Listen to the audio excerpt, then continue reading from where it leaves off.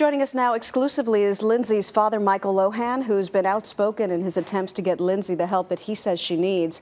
Also joining us this morning from Los Angeles, Lisa Bloom, his attorney, who's also a CBS News legal analyst. Good morning to you both. Good morning. Good morning. Good morning. Let me begin with you, Michael. A couple of weeks ago, Lisa wrote a letter to the judge on your behalf asking that the court impose stricter controls. The judge was pretty harsh on Lindsay yesterday. Are you satisfied? Well, I'm happy that they took more constraints to keep Lindsay in line and, to monitor what she's doing. Lisa's letter was very encompassing. One thing we were adamant about is that Lindsay should not go to jail or be incarcerated because it's not going to benefit her or the system in any way. But I'm very confident with what the judge did. I thank her, the DA, and especially Lisa for being so steadfast in this plight that I'm on. So do you think this is enough? Do you think this will mark a turning point in Lindsay's life? It'll help. It's one step in the right direction. What else do you think she needs? Well, I'm adamant about it, the prescription drug use. And, we only see the Lindsay Lohans and the Brittany Murphys and the Heath Ledgers and now Brittany's husband as of late. But we don't see the other 25,000 to 50,000 kids every day that are dying because of prescription drug use. Something's got to be done, and that's something the court doesn't have a hand on when it comes to Lindsay because she's under prescription. But are those prescriptions, are they justified? Should she be taking any prescription medication? I don't believe so. She never needed it, and I believe that that's going to be her ultimate downfall.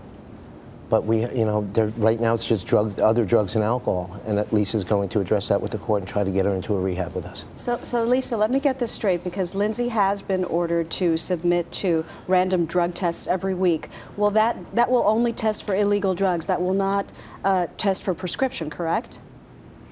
That's the key question, Maggie, and I've been trying to find the answer to that from both the district attorney and from the court. It depends on the court's order, but my understanding is that in general, the random drug tests will only test for illegal drugs, street drugs. So if somebody has prescription drugs in their system, even if they're taking excessive amounts, even if they weren't legally prescribed by a doctor, they may be able to get around those random drug tests. Michael and I would like to see prescription drugs included in the random drug testing.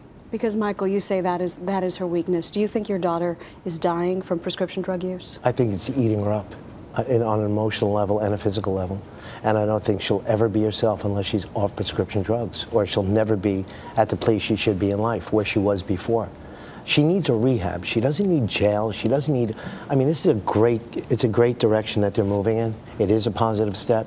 But unless Lindsay goes to a rehab, like Lisa and I have proposed, and as long as it's not just a traditional rehab, because we all know, and I've been told even as of last night, that drugs are snuck into rehabs. That they were snuck into prisons when I was in prison. I saw people getting drugs all the time. So she needs something customized, in your view, is what you're saying. The perfect word, customized. I have to ask you about the criticism that I'm sure you've heard many times. People say that your concern for Lindsay is really self-serving, that all you want is control of her life, her finances. How do you respond to that? Criticism? People criticize me? You're kidding. This just in. Listen, I don't care what people say. I'm her father. They're not in my shoes. They're not looking at things from my position. First of all, Lisa made it very, very clear that we wanted control. If we do go for conservatorship, it's about Lindsay's well-being. It has nothing to do with her finances. I want nothing. You don't want control of her money? Absolutely not. Look at what the other people have done to her already. They've basically bilked her of everything she had. So why does she want nothing to do with you? Why does she hurl so many attacks at you? Say that you're the one who stole her passport and kept her from coming back from France to be in court last week. Do you believe that? Do people really believe that? I think some people might. What do you say to them? That I stole her passport? First of all, we're not estranged. Our relationship is strained. But that's only because I represent the things she doesn't want in her life. I was there. I turned it around. I'm living a different lifestyle. And I'm out there trying to be an example to Lindsay.